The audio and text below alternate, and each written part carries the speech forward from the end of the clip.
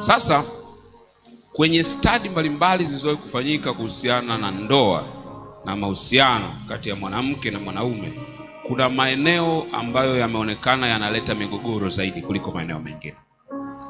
Eneo la kwanza ni eneo la fedha, finance. Asilimia 22 ya divorce zinazotokea kwa mujibu wa taasisi inayoshughulika na mambo ya divorce, inaonekana kwamba sababu mojawapo kubwa ni eneo la fedha. Sasa kwa namna gani nitaeleza muda mfupi ujao. Lakini eneo la pili linaloletea changamoto changamoto kwenye mahusiano na ndoa kwa ujumla ni mahusiano na watu wengine. Mnahusiana nyewe wawili, lakini kuna mahusiano yenu kila mmoja wenu na watu wengine. Kuna mahusiano ya wewe na wazazi, kuna mahusiano na wewe na ndugu, extended families, kuna mahusiano na wewe na marafiki. Ile ndio eneo la pili linaleta changamoto. Na eneo la tatu ni incompatibility, kushindwa kuendana. Ni kitu kimoja kupendana, lakini ni kitu tofauti kuendana na yule unayependana naye. Incompatibility nazungumzia kwenye tabia, nazungumzia kwenye mambo ya imani, nazungumzia kwenye sexual life, nazungumzia kwenye malengo ya maisha. Incompatibility inaweza ikatokea pia. Sasa mimi nita zero in kwenye ile sababu ya kwanza ambayo inazungumza mambo ya fedha kwa ujumla wake, kama sehemu mojawapo ambayo inasababisha changamoto kubwa. Sasa kwenye eneo la fedha kuna mambo matano ambayo ndio issues za msingi zaidi, ambazo ukiweza kuziangalia vizuri zinaweza zikakupunguzia msuguano mkubwa katika mahusiano na mwenzi wako. Eneo la kwanza tunasema ni property ownership, umiliki wa mali.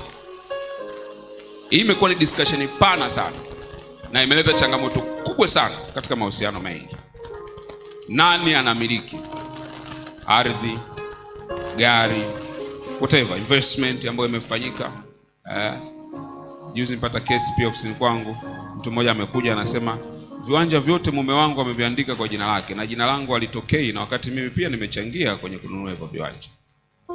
Sasa baadaye nitakuonyesha unafanyaje kwenye mambo kama hayo. Lakini kwenye ile eneo la property ownership kuna kitu tunaita financial infidelity. Financial infidelity. Mtu ana account ambayo wewe hujui, ana properties ambazo huzijui.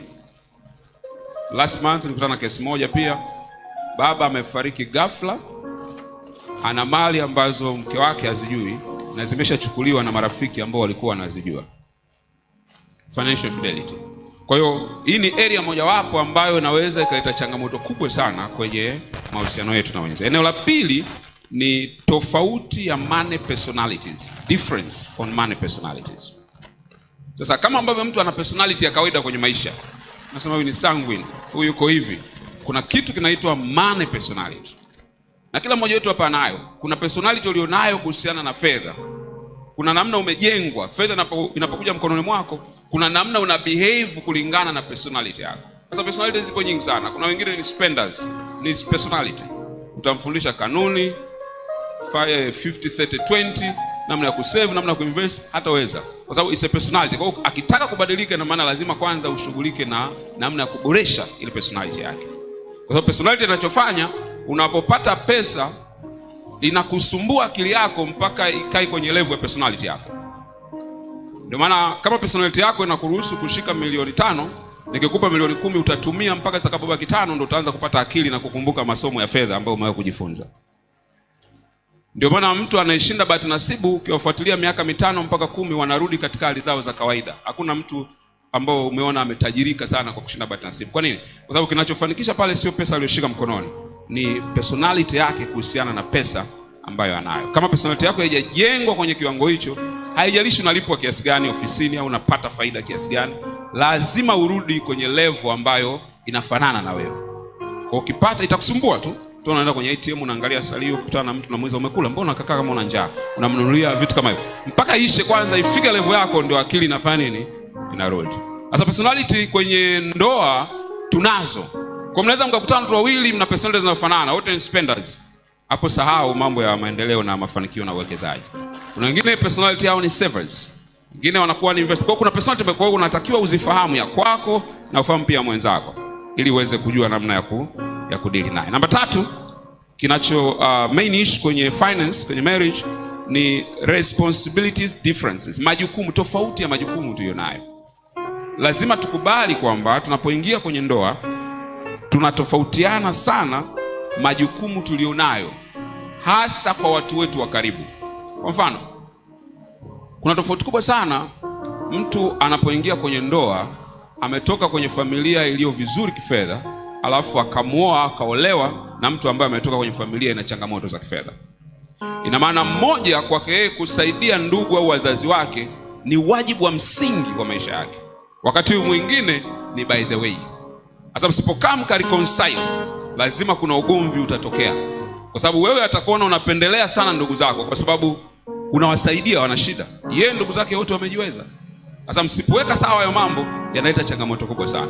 Ni kama vile study moja hapo imefanyika, imeonekana watu wakioa last born na first born huwa kunakuwa na changamoto kubwa sana.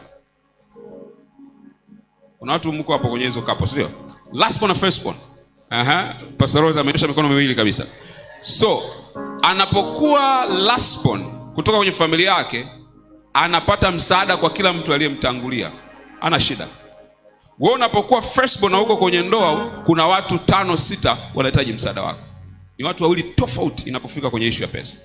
Msipo reconcile hizo tofauti, maana kila siku itakuwa ni ugomvi ambao hauishi. Na bahati mbaya sana, tunapoingia kwenye ndoa tunaongea mambo yote, lakini mambo ya kifedha huwa tunaacha pembeni. Lakini ndio ya kwanza ambayo yanakuja kuleta zile changamoto. Kwa hiyo majukumu yanapotofautiana. Namba 4, madeni.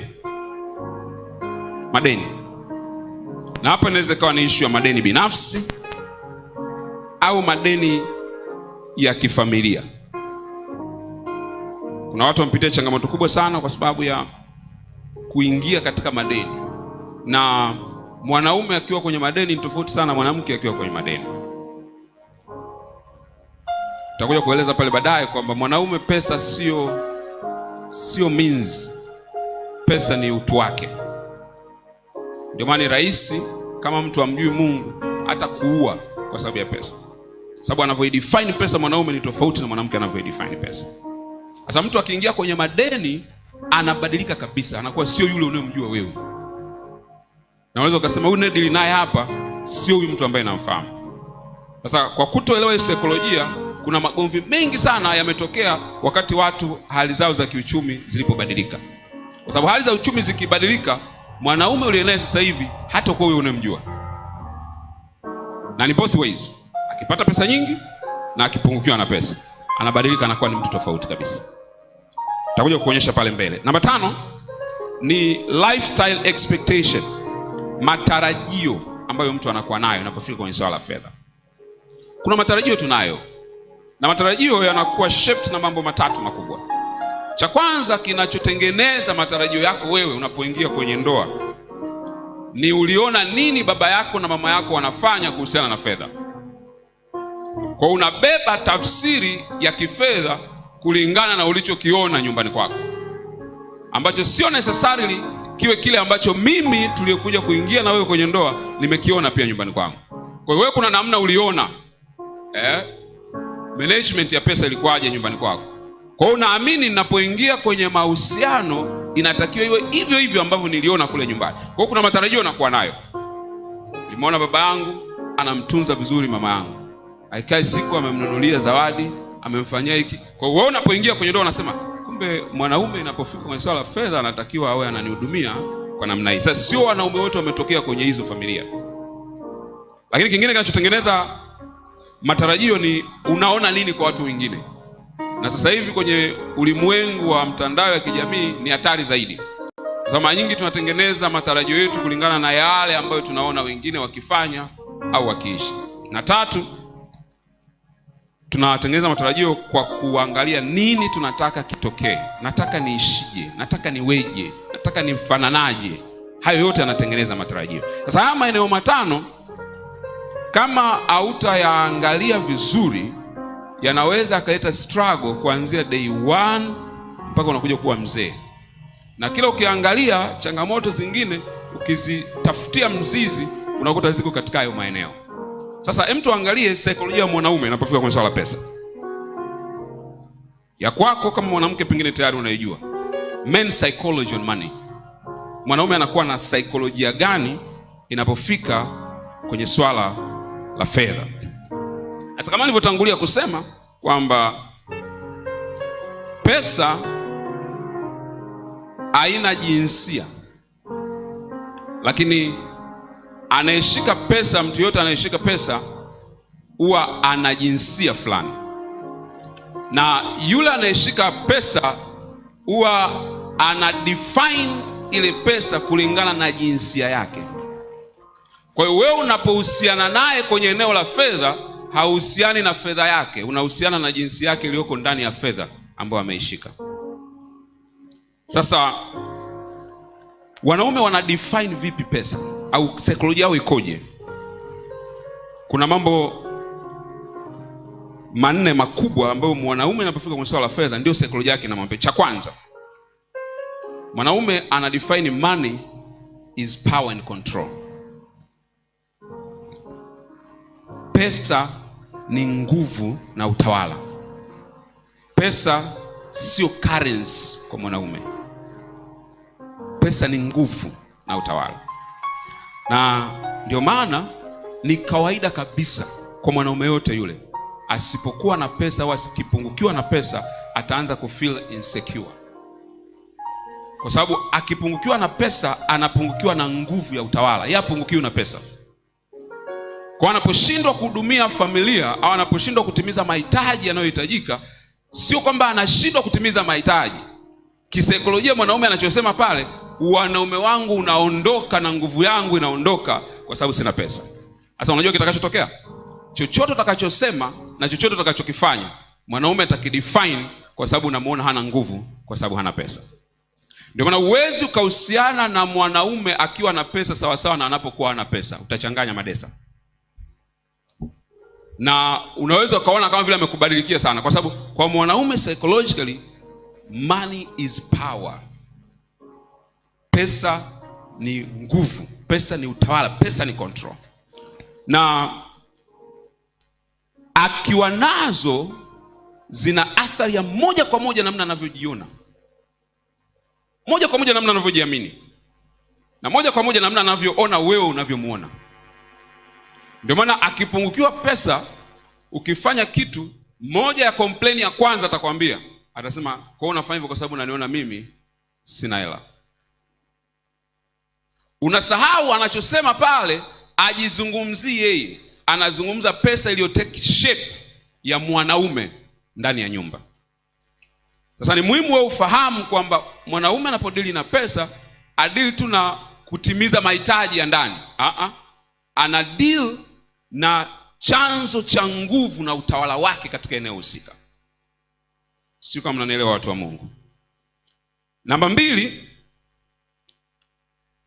kwenye money is power ni kwamba ndio maana kila mwanaume inapofika kwenye ndoa, issue wakati mwingine hata sio nani kati ya mume na mke anapata pesa nyingi.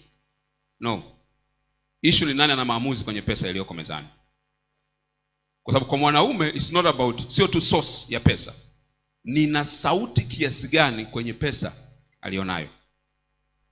Ndio maana hata kama mwanamke anaingiza pesa, lakini mwanaume akijiona ana sauti ya aina fulani, hata migogoro ya fedha itakuwa ni midogo sana. Akiona ananyang'anywa hiyo sauti, sio ananyang'anywa pesa, usichanganye. Yeye anachokitaka pale sio pesa yako, anataka sauti yake isikike kwenye hiyo pesa, kwa sababu kwake yeye ile pesa ni sign ya mamlaka na utawala katika eneo lake la mwanaume. Namba 2, saikolojia ya pili, ya kwanza sema pesa ni nguvu, sio currency kwa mwanaume. Saikolojia ya pili ni kwamba pesa kwa mwanaume ndio best representation of his success. Ndio kitu kikubwa zaidi anachokitumia kama alama ya mafanikio. Sasa unaweza ukasema haitakiwi kuwa hivyo, ni sawa. Lakini mimi nakwambia sasa saikolojia mwanaume alivyo, kwamba atafanikiwa maeneo yote. Afya itakuwa vizuri, mental health itakuwa vizuri, emotionally atajiona yuko vizuri, spiritual yuko vizuri. Akikosa pesa, atakuwa tofauti. Kwa hiyo akifanikiwa maeneo mengine yote, lakini kwenye hilo eneo akawa na changamoto, maana yake lazima atakuwa yuko tofauti kisaikolojia. Na kwa taarifa yako ni kwamba mwanaume akiwa na changamoto ya kifedha anakuwa unstable. Kama mwanaume anakuwa unstable kwenye maamuzi, hafanyi maamuzi vizuri. Either atakuwa anakosea sana maamuzi yake, au atakuwa anafanya vitu vingi ambavyo, yani leo anafanya hiki, kesho anafanya hiki. Wengine inawezekana mna waume ambao kila mwaka, kila baada ya miezi miwili anaanzisha kitu kipya. Anafanya hiki, akimaliza unamwona hajatulia, amefanya kitu kingine, hajamaliza amefanya kitu kingine. Ukifuatilia utagundua hichi ninachokwambia. Kwa sababu anapokuwa hana pesa, anakosa utulivu wa kiakili, ambao utulivu unatokana na stress.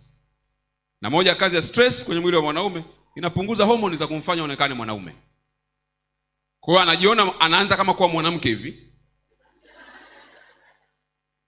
Kwa sababu kile kinachomfanya huyo mwanaume kinapotea. Ndio maana akiwa na stress anataka recovery time. Wakati unasema nimepigiwa simu na mkuu wa shule, amesema watoto wasipoenda kesho anafukuzwa, unataka nianze kuhangaika kupiga simu. Yeye hawezi kuact namna hiyo. Anatulia kama vile elewi. Anaangalia mpira wa Simba. Sasa hajali, yani mimi namwambia vitu vya msingi. Anachotaka afanye recovery, kwa sababu pressure unaompa yeye inamfanya wewe mwanamke zaidi kuliko mwanaume. Na hakuna mwanaume mwenye akili timamu atataka wewe umfanye mwanamke kuliko mwanaume. Kwa reaction yake itakuwa tofauti na ulichokitarajia. Alafu ukiulizwa unasema, yani mimi hata sielewi. Mimi nilikuwa namwambia tu mambo ya watoto, na ni watoto wake. Kwa nini? Kwa sababu namna yeye anavyochukulia ni tofauti na wewe unavyochukulia. Yeye message anayosikia pale ni ya kumwambia, hivi na wewe una hela mpaka watoto wetu wanafukuzwa? Ndio message anasikiliza hapa. Sasa hiyo message inamfanya ajione kama vile ameshindwa, hajafanikiwa. Kwa reaction yake hata react kwenye maneno yako, hata react kwenye feelings unazompa za kumfanya ajione yeye hafai. Ndio maana it's not about what you speak, it's about how you speak it. Research imeonyesha kwamba wanaume wanachukulia mafanikio ya kifedha kwa 40% zaidi kwa umuhimu kuliko maeneo mengine yoyote. Yani it comes to health, it comes to family, it comes to what? Wanaume wengi by nature anachukulia mafanikio ya kifedha ni kitu kikubwa zaidi. Na ndio maana katika maeneo ya kwanza atataka kuonyesha amefanikiwa ni kwenye eneo la fedha kwanza. Eneo la tatu kwenye saikolojia ya mwanaume anaamini kwamba ana uwezo mkubwa wa kutunza fedha kuliko mwanamke. Hiyo ni saikolojia. Yaani anaamini kwamba in terms of financial knowledge mwanaume amezaliwa nayo. Yaani anaamini hahitaji ushauri, hahitaji kuambiwa, hahitaji kukosolewa inapofika kwenye swala la fedha. Anaamini yeye by nature, kwa kuwa tu mwanaume, ana uwezo mkubwa na ufahamu mkubwa wa mambo ya fedha kuliko mwanamke. Na ndio maana ukiangalia watu wengi kwa experience yangu ambao wanatafuta sana elimu ya fedha si wanaume, ni wanawake zaidi. Kwa sababu mwanaume anajiona kama vile amejitosheleza. Sasa kwa sababu hiyo wanaume wengi wanakuwa na maamuzi wanao regret zaidi kwenye fedha kuliko wanaume, kwa sababu wenyewe they don't seek advice. Akipata hela, akija kwako haji kutafuta ushauri, anakuja kukuambia nini kinapaswa kufanyika, kwa sababu ameshaamua na yeye anaamini kwamba ana uwezo huo wa kufanya. Sasa huyu kama hajabadilishwa, manake ni tatizo hili na utaishi nalo kwa muda mrefu. Sasa kuna vitu baadaye nitakwambia unaweza kufanya. Namba 4 kwenye saikolojia ya mwanaume anaamini ana uwezo wa kuzalisha pesa kwa haraka kuliko mwanamke. Ana uwezo wa kuzalisha pesa kwa haraka kuliko mwanamke. Kwa ndio maana wanaume kwa kawaida wanaweza wakateki risk zaidi kuliko wanawake. Ndio maana akakwambia, sasa mke wangu, ile milioni 20 iliyoko pale bwana, kuna deal nimeona pale, tukiweka ile baada ya mwezi tutapata milioni 30. Na ukijaribu kumuonyesha factors zingine, inaweza ikafeli, inaweza isifanikiwe, hata kuelewa. Kwa sababu kisaikolojia anaamini yeye ana uwezo mkubwa zaidi wa kuchakata taarifa na mambo ya kifedha kuliko wewe. Kwa all the time lazima kutakuwa kuna argument kwenye hilo eneo. Na wakati mwingine atafanya maamuzi, yakishafeli ndo atakuja kukuambia baadaye kwamba nilijaribu hiki na nikashinda. Ndio maana ni rahisi sana mwanaume kuambia nenda kakope vikoba uniazime, alafu nitakurudishia. Na wengi mashahidi hapa. huwa zinarudi, lakini hazirudi kwa kama fedha. Sasa kuna aina za waume inapofika kwenye swala la fedha. Tunaita types of husbands on financial perspectives. Wanaume au waume unaweza ukawadefine kwenye maeneo mbalimbali. Unaweza ukawacategorize kwa tabia zao, unaweza ukawacategorize kwa vitu mbalimbali. Lakini hapa nataka tuangalie aina za wanaume kwenye swala zima la fedha. Ninapozungumza, wewe unatakiwa sasa uangalie yule wa kwako anaangukia kwenye area gani. Kwa sababu wa kwako hawezi kufanana na wa jirani yako. Kwa hiyo unaposhauriwa na jirani yako, fanya hivi, unatakiwa ujue kama yule wa kwako na wa kwake wanafanana au ni tofauti. Kwa sababu unaweza ukafanya kile mwenzako alichokifanya afu wewe moto ukakuakia. Afu unauliza mbona mimi nimefanya akijanilipa? Ni kwa sababu personality za wanaume ni tofauti ninapofika kwenye swala zima la fedha. Aina ya kwanza ya wanaume kwenye eneo la fedha huwa tunawaita baby husband. Baby husband. Baby husband ni kwamba maamuzi yao ya kifedha yameshikiliwa na watu wengine zaidi yao wenyewe. Ni kweli ni mume wako, lakini maamuzi yake ya kifedha sio ya kwake na sio ya kwako. Baby husband inawezekana maamuzi yake ya kifedha yakashikiliwa na mama yake. Kila mnachotaka kufanya mtaongea, lakini atakwambia ngoja niongee na mama. Hapo ujue uliye naye ndani ya nyumba ni husband kweli, lakini ni baby husband. Na anaweza mpaka kazeeka na miaka 60 yuko hivyo hivyo. Wengine wameshikiliwa na baba yao. Hawezi kufanya kitu kama hajamshirikisha baba yake. Hata kama mtaamua mtafikia conclusion, lakini kama kila siku unamsema atafanya kwa siri. Atampigia baba yake, atamuuliza, na baba akisema no, ujue hicho kitu ni no.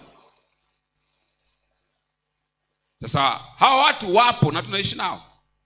Lakini moja ya kitu ambacho kimeonekana, kwa mfano waliolelewa kwa mfano na single mothers, kama una mume alafu amelelewa na mama mmoja, sio wote, kwa hiyo si generalize, najaribu tu kutoa case mbalimbali, ni very likely maamuzi yake yakawa ameshikiliwa na mama yake zaidi kuliko wewe ulivyo na influence kwenye maamuzi yake.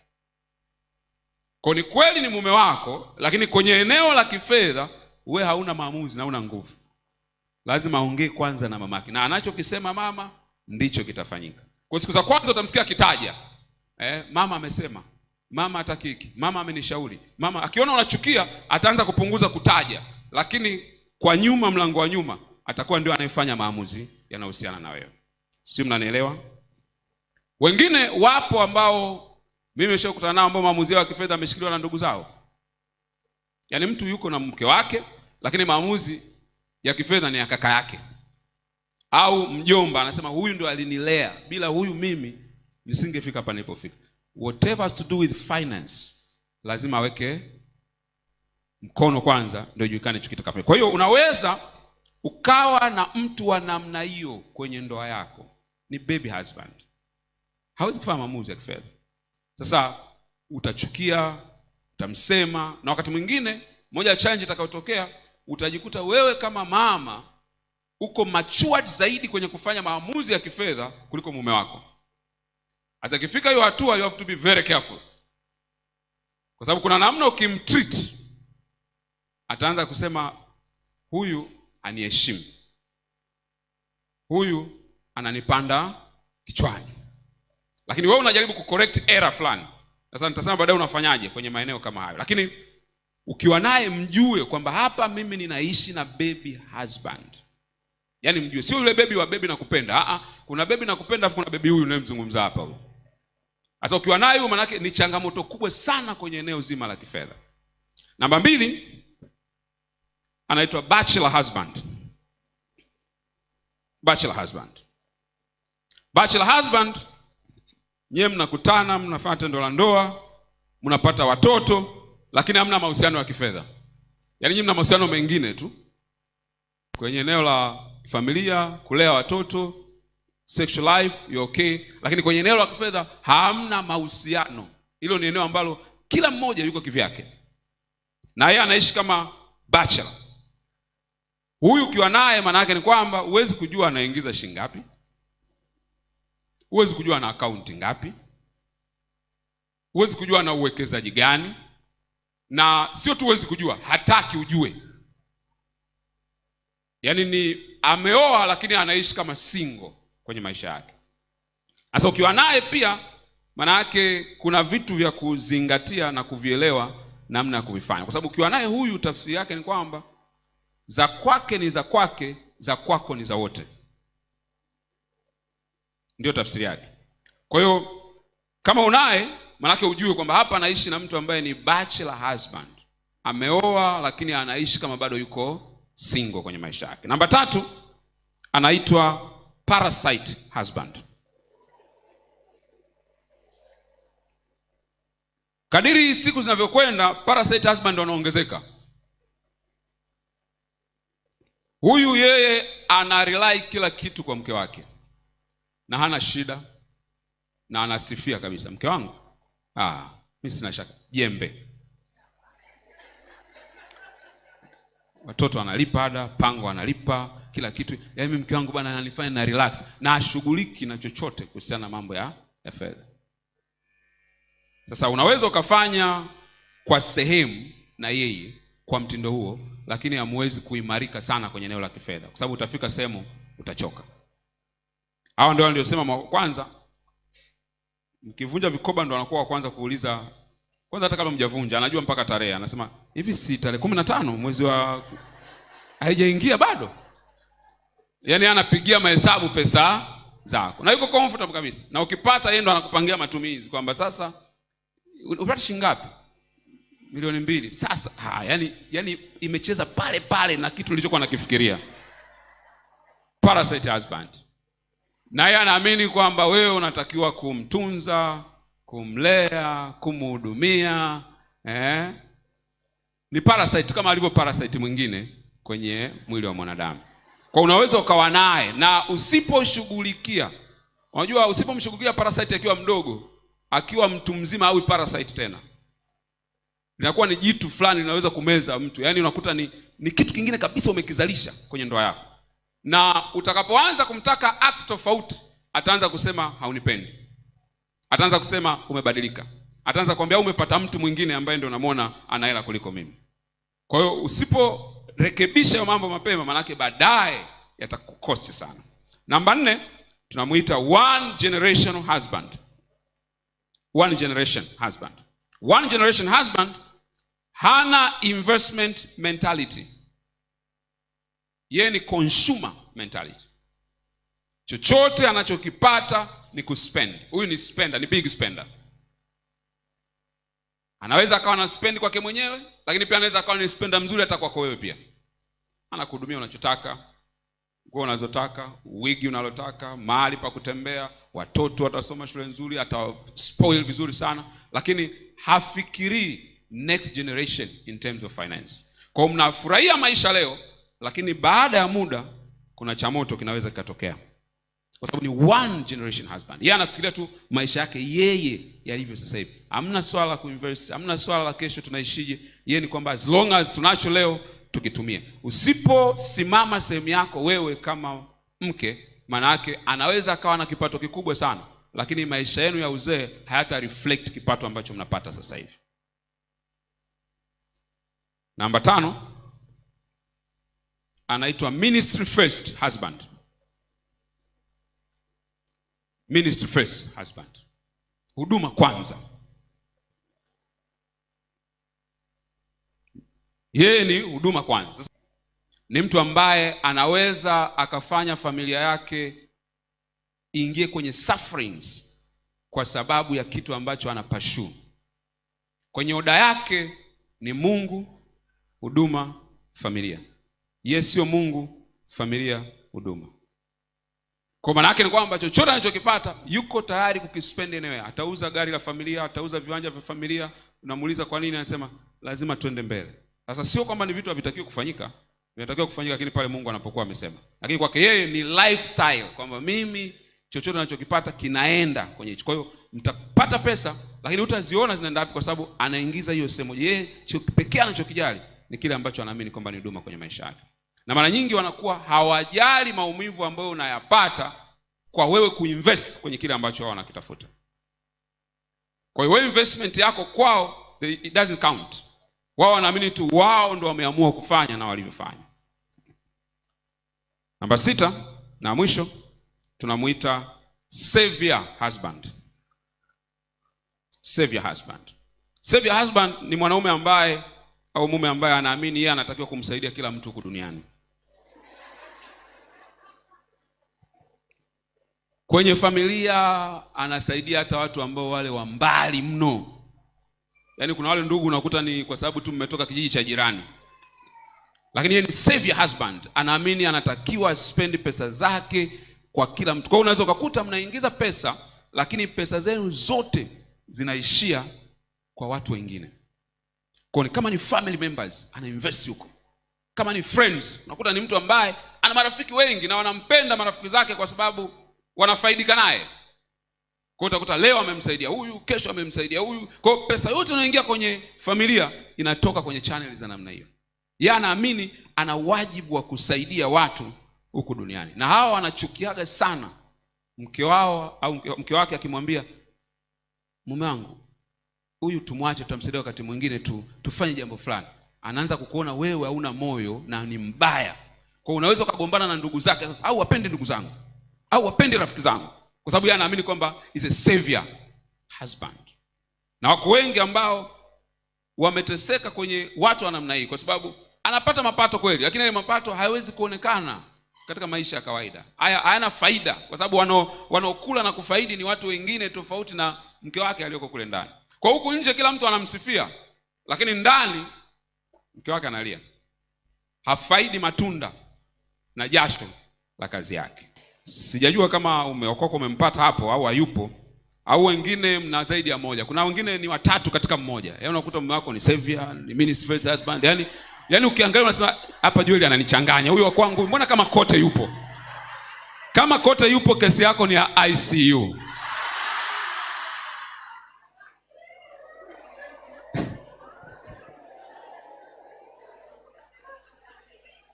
Sasa unaona ukiangalia personality tulizosoma psychology ya mwanaume kwenye pesa, ukiangalia hizi aina nilizosema utagundua kwamba ni makosa makubwa sana kumtreat mume wako kwenye eneo la kifedha kama anavyomtreat mtu mwingine kwenye eneo la kifedha. Kwa sababu wewe unaishi na parasite husband. Unamshauri mwingine mwenye savior husband namna ya kudili naye kifedha. Akienda ku apply unachomfundisha hakitawaka. Kwa hiyo first step unatakiwa ufanye nini? Kwenye solution napofika kwenye pati yangu ya mwisho. Solution unatakiwa ufanye nini? Cha kwanza, know your spouse in money personality. Mjue mume wako kwenye eneo la personality ya kifedha. Mjue. Mstudy. Uridhike kabisa kwamba mimi mume wangu inapofika kwenye swala la fedha ni mtu wa namna fulani. Usipomjua ni wa namna gani, hautajua namna ya naye. Hautajua. Kwa cha kwanza, segment ya kwanza unaotakiwa kuifanya, kama hujafanya hilo zoezi, tafuta muda ulifanye. Mstudy. Angalia na unaweza kustudy vipi? Angalia behavior zake anapokuwa na pesa. Angalia anavyo act. Angalia anavyohusiana na wengine. Angalia mahusiano wako na yeye yanaathirika kiwango gani anapopata pesa na anaathirika kiwango gani anapokuwa hana pesa. Itakwambia personality ya mume wako. Kwa mjue kwanza ili ujue namna gani ya kushughulika naye. Usije ukaconfuse ukaenda kuapply kitu ambacho hakiwezi kukupa matokeo kwa sababu wa kwako ni tofauti na yule mwingine. Cha pili, explore on his money perspective. Tafuta kujua mtazamo wake kuhusiana na fedha. Ile pointi ya kwanza unaangalia personality yake. Ya pili unaangalia mtazamo wake. Mtazamo wake inapofika kwenye swala la fedha ukoje? Sasa mtazamo kwenye swala la fedha huwa unajengwa na vitu vinne vikubwa, mtazamo wa mwanaume kwenye fedha. Yaani mtazamo wake utakuwaje kuhusiana na fedha? Kuna mambo manne yanayo determine mtazamo wake. Cha kwanza ni experience zake kuhusiana na fedha. Experience alizozipitia kuhusiana na fedha. Kama aliwahi kupitia kwenye changamoto kubwa ya madeni mpaka akawa na stress akatamani kujiua, uwe na uhakika atakuwa na mtazamo wa kutotaka pesa ya mtu. Hata kama mna biashara na mnahitaji mkopo benki, hatakuwa tayari kuchukua hiyo pesa. Atakwambia mkopo ni mbaya, yani sitaki kusikia.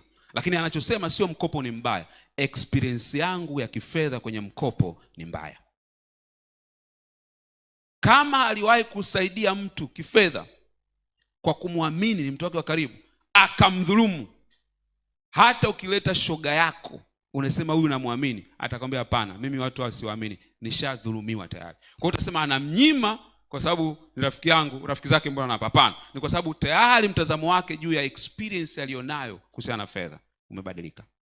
Kitu cha pili kinachoshape mtazamo wake au perspective yake ya pesa ni wazazi wake. Na naomba nikupe assignment. Baada ya kongamano hili, kastadi wazazi wa mume wako kwenye eneo la fedha. Wakwe zako, tafuta taarifa zao. Najua wengine tunatafuta taarifa sio wana dini gani, tunatafuta taarifa sio wametokea mkoa gani, kabila gani, lakini moja ya eneo critical sana ni kutafuta taarifa, kwa sababu kama ilivyo vitu vingine, tabia na mitazamo ya kifedha huwa inarithishwa kwa watoto. Kwa hiyo wewe unaweza kuwa unaishi na mume wako anaitwa Haule, lakini unaishi naye pale kifedha sio Haule, ni baba yake ndio uko naye pale ndani, yani 2 in 1. Na ukianza kuangalia utaona kabisa kwamba kuna vitu unaviona kwa baba mkwe wako unaviona moja kwa moja kwa mume wako kuhusiana na fedha. Kwa wazazi wana shape namna ambavyo tuna handle fedha, namna ambavyo tuna mitazamo pia juu ya kifedha. Kwa hiyo tafuta kujua, kwa sababu unaweza ukafikiri unatakiwa kudili naye yeye, kumbe hujui chimbuko limeanzia mbali sana, na wewe pia namna yako ya kudili naye inatakiwa iwe tofauti pia, kwa sababu udili na mtu mmoja pale. Na ukienda kwa baba yake unakuta kumbe ni babu ndio alitoka na hicho kitu. Kwa unaweza ukaa uko ndani ya nyumba unasema baby, kumbe sio baby, kuna baby, father, babu, grandpa yuko pale ndani. Unadili na watu kama 4 hivi katika mtu mmoja. Maisha haiwezi kuwa marahisi hapo. Kitu kingine kinacho shape perspective yake ni fear alizonazo, hofu alizonazo. Na mwanaume mwingine ana hofu tu, ninapitwa na wenzangu, mbona wenzangu wamenitangulia sana.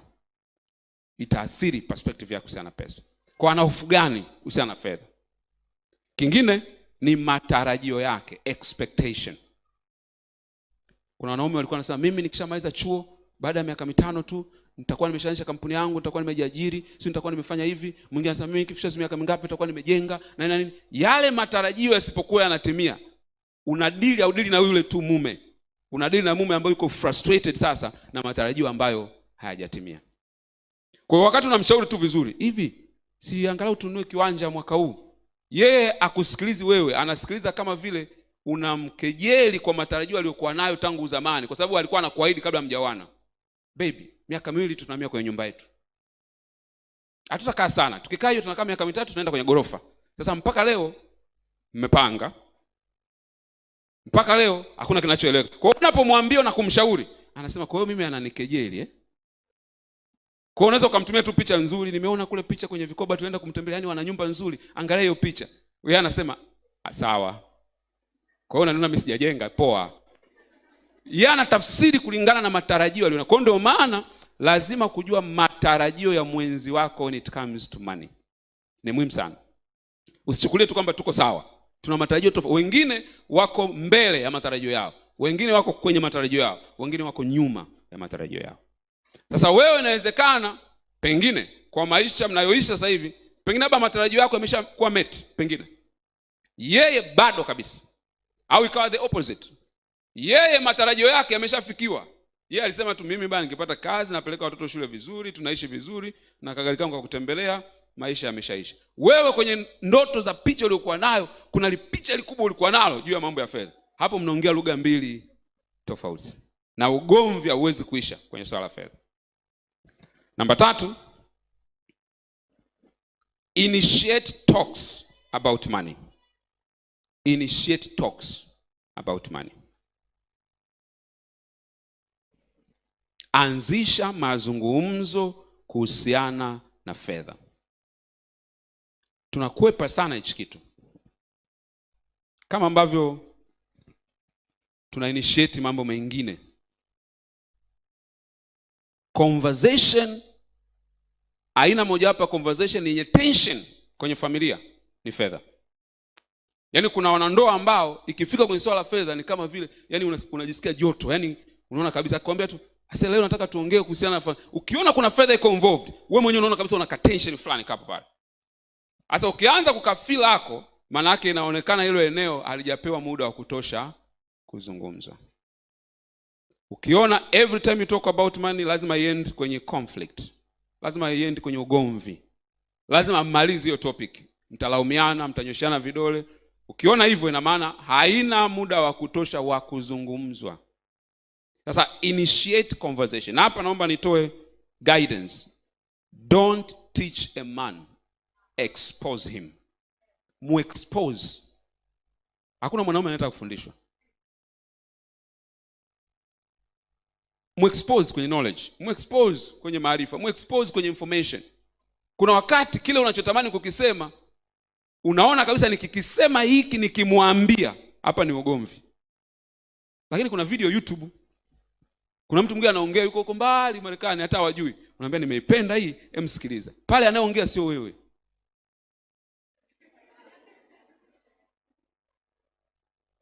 Kuna mtu mmoja nikutana naye siku moja akaniambia, "Nashukuru sana bwana, kuna video yako moja nilimtumia mume wangu, ilikuwa kuna katabia alikuwa kananisumbua." Kuna video moja nilifundisha kuhusu harufu. Kwamba ni changamoto, harufu tu ya kawaida hii. Kwamba kuna watu wamejaliwa anaweza akawa na harufu ambayo sio ya kawaida. Na ni tatizo, si ndio? Lakini pia sio wote wanaweza kusema. Kuna mtu ana harufu ya mwili tu. Yaani akiingia unaona kuna kauwepo fulani, yaani kama akiingia na uwepo fulani hivi, si ndio? Kuna mwingine mdomo. Hivyo. Nisema kuna mtu akiingia unakuta hata mtoto anaweza kaamka kwa sababu ya harufu ni nzito, mtoto anashindwa kupumua vizuri. Sasa nani anaweza kusema? Hizo conversation ni hard conversation. Ni hard conversation. Kwa sababu ukimwambia mwanaume atareact. Atasema kuona leo ndo nimeanza kunuka, umepata nukia huko nje, si ndio? Sasa how do you initiate ile conversation? Tafuta wisdom ya kuzungumza naye. Kwa kwenye eneo la fedha the same. Wewe mume wako akipataga pesa atulii mpaka hela ziishe. Akipataga pesa anatumia kwa kila mtu, anasahau familia, anakusahau wewe. How do you address that? Find point ya kuinitiate hiyo conversation. Tunaelewana vizuri jamani? Na eneo moja hapo unaweza kuinitiate conversation ni talk about your plans, financial plans. Zungumza kuhusiana na mipango ya kifedha. Hivi tumeishi miaka 5. Tumepata hiki na hiki. Hivi baada ya miaka 10 sisi tutakuwaje? Umeshakufikia mangu? Kwani ukizungumza vile kwa sababu mwanaume yote ni future oriented being. Anapenda kuangalia mbali. Ukianza kumfikirisha ataanza kufunguka. Hivi tulikuwa tunasema huko, fears zake, experience zake alizokutana nazo, ataanza kukuambia. Atakwambia, mimi natamani tufanye hiki lakini 1 2 3 4 5. Pale ndo unakuwa na sehemu sasa ya kumsaidia. Kwa hiyo initiate hizo conversation. Namba 4, be part of his pursuit of purpose. Uwe sehemu ya kusudi analolitumikia. Uwe sehemu ya kusudi analolitumikia. Hakuna kitu kizuri mwanaume atakithamini sana kama wewe kuwa sehemu kwa namna fulani ya maono au kusudi ambalo analipashu huko duniani. Sasa najua unaweza kusema sishirikishwi, siambiwi, sijui kinachoendelea. Hii inatakiwa iwe ni initiative ya kwako. Kwa sababu usipofanya hivyo kuna mwingine kule nje ata take that part. Na this is the need of a man. Anapokuwa anapashu kitu fulani, lazima apate companion ambaye anaendana naye au anamsupport kwenye hilo jambo. Sasa hiyo ni wewe unatakiwa uangalie nini ambacho ana kivalue most Nimekuambia kule mwanzoni kwamba mwanaume anaangalia mafanikio kwenye eneo la kifedha kwa kiwango kubwa sana. Lakini hapa anachotaka kuambia kwamba kusudi la maisha yake, kila anachoamini is my life mission, huwa anakipa uzito mkubwa sana. So find a way ku add value kwenye kile ambacho anakifanya. Find a way. Hiyo ndo namna nzuri ya kupata pia moyo wake kwenye eneo la kifedha. Kwa exercise moja ambayo leo kumwambia mtu mmoja, nikamwambia wewe unaona kuna kitu anafanya na wakati mwingine kinahitaji pesa. Na anazungumza, anasema najua nimepungukiwa kitu fulani, nimeishiwa kitu fulani. Unaweza usiwe na hela nyingi za kumsaidia. Take a small amount of money. Afu namwambia, jana tuliongea kile kitu lakini nimeona hii inaweza kukuongezea hapa kidogo. Kwa mwanaume ulichofanya hujampa hela. It's not money. Ulichofanya umebuy share kwenye mission ya maisha aliyonayo. Kwa hiyo utakuwa shareholder na utapata dividend kwa ajili ya kile kitu. Kwa hiyo usiseme tu kwamba ni maono yake, ni vision yake. No. Na hiyo ni need of every man. Kila mwanaume anahitaji hicho kitu. Ana gap hilo ndani yake. Anataka mtu ambaye atamsaidia kutembea naye kwenye yale maono aliyonayo. Sasa naomba nimalizie kwa kusema hivi.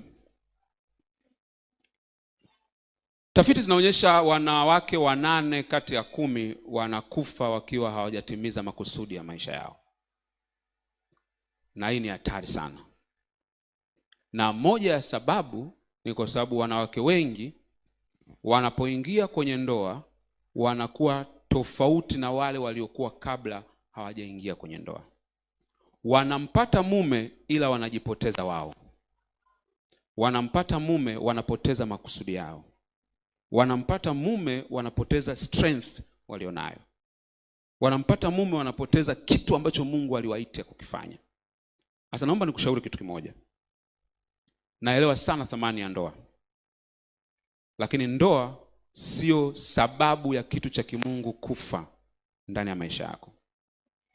Pamoja na utajifunza kumfurahisha mwanaume, lakini usisahau you have a mission, you have a vision, you have a calling, you have a purpose to accomplish in this world.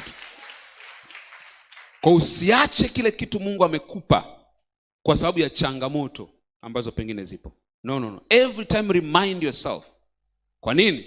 Anasema before you were born I knew you. Kabla mume wako hajakujua, Mungu alikujua. Anasema before you were born I sanctified you. Nilikuset apart. Your purpose, kusudi lako halijaanza siku umeolewa.